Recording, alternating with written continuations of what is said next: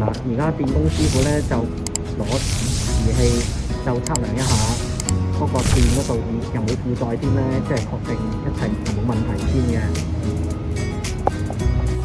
我哋就一電公司內入邊嘅公司其實我哋唔係都可以我哋打咯。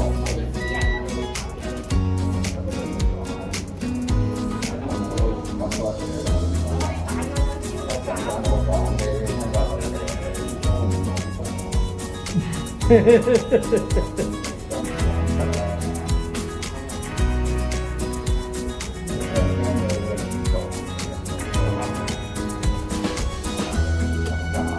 係，不過我哋業主都關心嘅，要使幾錢去搞呢啲改善工程。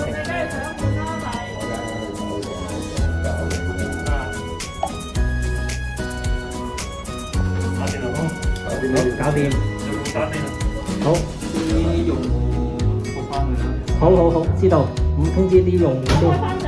好啦，依家就做完檢測之後咧，就準備復電啦。復電咧，師傅咧就依家咧就去準備做一個最後嘅測試。測試完之後咧，就準備去復電㗎啦。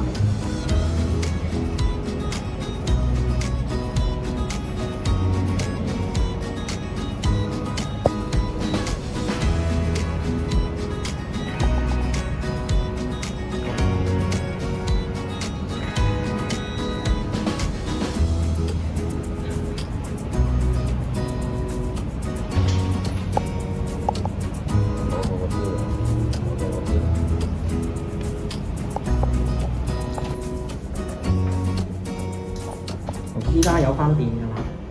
就度俾佢睇。就度慢啲度翻去頭先咁度一次。着咗電先俾佢度啊！啱咪度可以着。咁有朝朝着晒得㗎啦。未着啊，未着一個火打。